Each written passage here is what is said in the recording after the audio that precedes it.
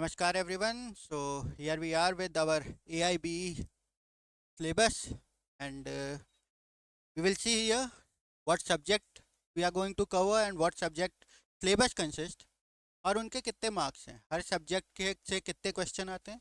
सारे question 1 marks के। Alright, तो शुरू करते हैं। तो पहला हमारा सबसे इम्पोर्टेंट कॉन्स्टिट्यूशनल लॉ, जिससे आते हैं 10 क्वेश्चंस। हर क्वेश्चन 100 क्वेश्चन आएंगे। हर क्वेश्चन 1 मार्क का, 100 नंबर का आपका क्वेश्चन पेपर। तो ये constitution 10 marks. IPC 8 marks, 8 question 8 marks. CrPC 10 question 10 marks. Alright, TPC 10 question 10 marks. और एविडेंस एक्ट 8 क्वेश्चन 8 मार्क्स। इसमें कन्फ्यूजन की बात कुछ बच्चों को होगी कि ये न्यू क्रिमिनल लॉ आएगा या ओल्ड। तो आप पेयर एक्ट दोनों की लेके जाएंगे, जिससे भी पूछेगा उसका आंसर देंगे। हालांकि ज़्यादा उम्मीद यही है कि ओल्ड ही आए, बट हमें तैयार रहना है अपनी तरफ से। Alright, next, alternative dispute redressal 4 question 4 marks. Family law 9 question 9 marks. तो इसमें आपको एक चीज़ देखने की ज़रूरत है कि 40 मार्क्स पासिंग होते हैं। ऑलराइट, और आपके 40 तो ये पहले पेज पे ही हो गए, प्लस ये फैमिली लॉ। अगर हम इतना कर लेते हैं तो हम बहुत ही सेफली इस एग्ज़ाम को क्लियर कर चुके हैं। बट हमें छोड़ना कुछ भी नहीं है, सारे के सारे टॉपिक्स हमें कवर करने हैं। Alright, PIL 4 question 4 marks. Administrative law 3 questions. After that professional ethics, ये आपके 4। Company law 2। Environmental law 2। Cyber law 2। Tort 4। और व्हीकल एक्ट 5। उसके बाद आपका टैक्सेशन 4। एक ये जो है कॉन्ट्रैक्ट स्पेसिफिक रिलीफ प्रॉपर्टी, ये 8। ऑलराइट, ये सारे एक ही में आपको मिल जाते हैं, इसमें ज़्यादा परेशान होने की बात नहीं। लैंड एक्विजिशन 2 और इंटेलेक्चुअल प्रॉपर्टी लॉ 2। तो ये क्वेश्चंस जो हम आपको यहाँ दिखा रहे हैं कि कितने क्वेश्चंस आएंगे और कितने मार्क्स के, इसका मतलब क्या है? मतलब ये है कि आपको ज़्यादा ध्यान किन सब्जेक्ट्स पे देना है, छोड़ना कुछ नहीं है। क्योंकि कवर जब हम सब करेंगे तो वैसे इसमें मार्क्स आते नहीं हैं, बट कई बार मान लीजिए कि अब कॉन्स्टिट्यूशनल लॉ का क्वेश्चन आया, क्वेश्चन कुछ ऐसा आ गया जिसका आंसर आपको नहीं पता है, तो आप क्या करेंगे? क्वेश्चन आ गया कि केशवानंद भारती केस किस ईयर में आया था, क्या करोगे? क्वेश्चन आ गया कि डॉक्ट्रिन ऑफ बेसिक स्ट्रक्चर किस केस में दिया है?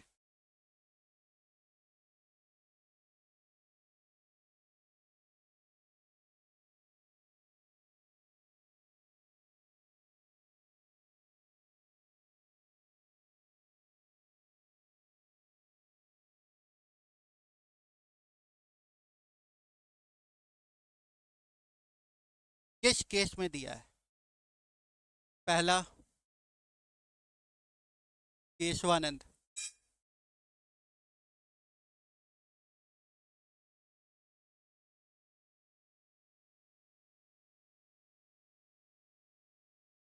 दूसरा एमसी मेहता,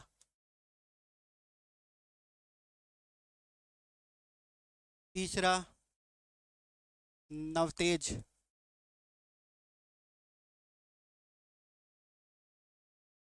चौथा, चौथा क्या बोले,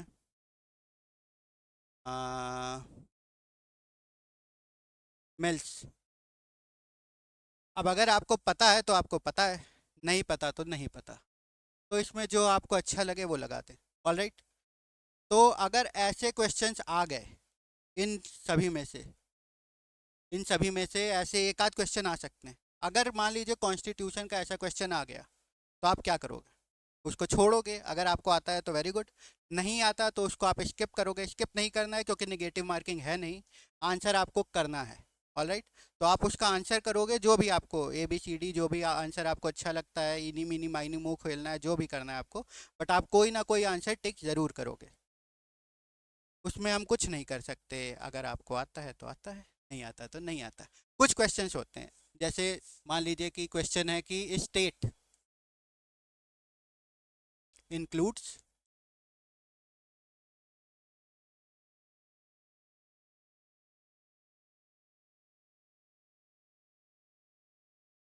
पूरा मिटा देते हैं,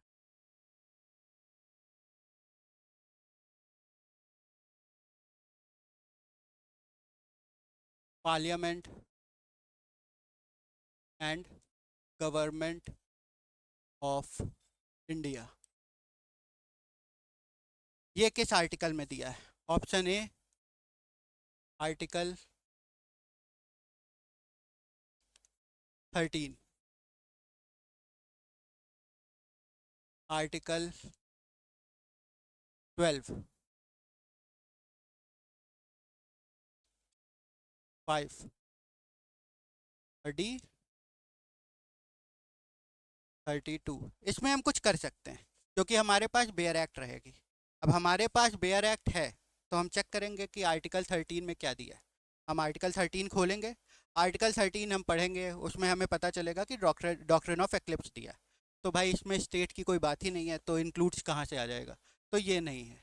आर्टिकल 12 में गए, आर्टिकल 12 में हम गए, हमने पढ़ा, पहली ही लाइन में लिखा है स्टेट इंक्लूड्स, आपका ये पहला ही है। ऑलराइट, उसके बाद स्टेट लेजिस्लेचर वगैरह आते हैं, तो आपने इसको टिक कर दिया। यहाँ पे हमारे पास ऑप्शंस हैं, हम बेयर एक्ट खोल के कुछ कर सकते हैं, बट जो प्रीवियस क्वेश्चन था उसमें हमारे पास कोई ऑप्शन नहीं है। हमें आता है तो आता है, नहीं आता तो नहीं आता। तो उसी के वजह से हमें सारे ही ये तो कवर करने ही हैं जो बड़े हैं, बट जो बाकी हैं जिसमें 2 मार्क्स है, ठीक है, ये भी हमें कवर करना है। ऑलराइट, तो ये हमारा सिलेबस है, ये हमारी स्ट्रेटजी है। थोड़ी बहुत मैंने बता भी दी आपको कि हम बेयर एक्ट कैसे देखेंगे, हम क्वेश्चन कैसे करेंगे। कुछ क्वेश्चन हमें छोड़ने ही छोड़ने हैं। 3 तरह के क्वेश्चन आते हैं किसी भी एग्ज़ाम में, एक जो हमें बिल्कुल नहीं आता, एक जो हमें बिल्कुल आता है, और दूसरा जिसमें हम कंफ्यूज हैं। तो जो हमें बिल्कुल नहीं आता वो हम स्किप कर सकते हैं उस समय के लिए, आगे जाके हमने कोशिश करेंगे, सोचेंगे, कहीं से कुछ दिमाग लगाएंगे, अगर आ गया वो ट्रिक्स हम आपको बताएंगे। ऑलराइट, आगे आने वाली क्लासेज में। तो अगर वो हो गया तो हो गया, नहीं हुआ तो हम कोई भी ऑप्शन लगाएंगे। जो आता है उसमें कुछ सोचने की ही बात नहीं है, हम आंसर लगाएंगे, हम उसका टिक लगाएंगे, आगे बढ़ेंगे। जो कंफ्यूजिंग है उसमें हम ये वाली ट्रिक लगाएंगे, हम आर्टिकल वाइज खोलेंगे, क्योंकि ओपन बुक है, आपके पास आर्टिकल रहेंगे, आपके पास बेयर एक्ट रहेगा, आपको जो भी देखना है आप देखें। कई क्वेश्चंस, एटलीस्ट आपके इतने क्वेश्चन कि आपका एग्ज़ाम निकल जाए, आप पास हो जाओ। ये ऐसे क्वेश्चन, इतने क्वेश्चन आते ही हैं कि आप आराम से ऑप्शंस को और क्वेश्चंस को पढ़ के अच्छे से उसको आराम से आप डील कर सकते हैं, आप पास हो सकते हैं, इतने मार्क्स आपके आ ही जाएंगे। That we will discuss in our next classes. ये आपका सिलेबस है AIBE। पिछली बार 51% बच्चे फेल हो गए थे। ऑलराइट, तो ये बात की हो जाएगा, हो तो जाएगा, इसमें कोई बात नहीं, बट 51% बच्चे फेल हुए थे, तो सबका नहीं होता है। AIBE बहुत आसान होता है, ओपन बुक होता है, but book open, open book फ़ायदा उन्हीं को है जो इन्होंने कभी बुक को ओपन किया है।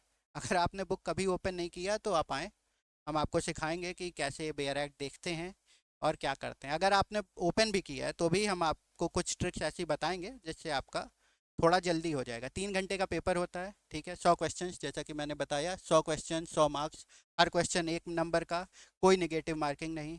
तो कई बच्चे आप देखेंगे कि जो 2 घंटे में ही करके बैठ गए हैं। ऑलराइट, स्पेशली वो जिनकी तैयारी अच्छी है, जिन्होंने LLB अच्छे से पढ़ा है।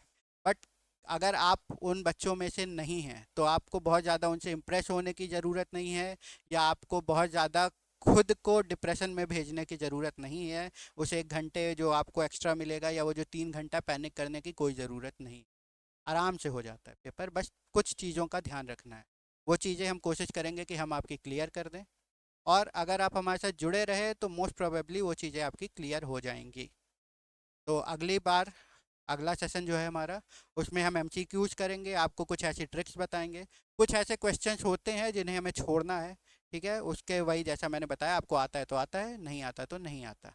तो अगर आपको आता है तो करिए, वरना बढ़ जाइए। वो सारी क्वेश्चंस, वो सारी ट्रिक्स और भी कुछ चीज़ें होती हैं, वो सब कुछ आपको बताया जाएगा नेक्स्ट सेशन से। Thank you very much. We will see you in our next session.